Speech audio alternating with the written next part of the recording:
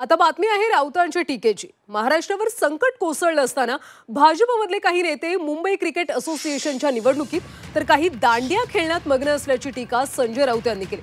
मराठवाड्यातल्या शेतकऱ्यांबाबत निर्णय घेण्यास त्यांना वेळ नसल्याचा आरोप त्यांनी केला। या शेतकऱ्यांना तातडीने मदत देण्याची मागणी राऊतांनी केली। त्यांच्या टीकेला भाजपचे माध्यम प्रमुख नवनाथ बन यांनी उत्तर दिले। आधी दसरा मेळावा रद्द करा आणि नंतर दांडियाबाबत भाष्य करा असा टोला बन यांनी लगावला। फाटलाय, जमीन वाहून गेली आहे, अशा वेळेला पूर्ण मदत ही सरकारकडूनच व्हायला पाहिजे। पण सरकार क्रिकेट मॅचच्या बंदोबस्ताला लागलंय, सरकार मुंबई क्रिकेट असोसिएशनच्या निवडणुकीत लागलंय, IPL कसं होणार त्या बंदोबस्तात लागलंय। शेतकऱ्यांचं त्यांना काही पडलेलं नाही। अहो, दांडिया नंतर करावं, पुढल्या वर्षी दांडियाला नाचताय, आपापल्या भागातल्या दांड्यांच्या मध्ये जाऊन बसले आहे, काय गरब्याला काय तुमचा संबंध आहे?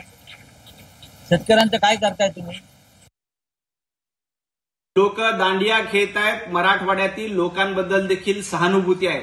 संजय राऊत, तुमचं पुतना मावशीचं प्रेम आहे, मराठवाड्यावर एवढंच प्रेम असेल आणि लोकांनी दांडिया खेळू नये असं तुम्हाला वाटत असेल तर तुम्ही देखील दसरा मेळावा का करतायत?